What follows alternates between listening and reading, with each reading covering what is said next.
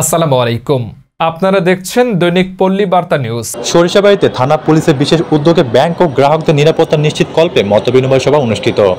আমাদের উপদেষ্টা বীর মুক্তিযোদ্ধা মোহাম্মদ আব্দুল আজিজ জানান, জামালপুর জেলার সরিষাবাড়ী থানা পুলিশের উদ্যোগে উপজেলা বিভিন্ন ব্যাংক কর্মকর্তাদের সঙ্গে মতবিনিময় সভা অনুষ্ঠিত হয়েছে।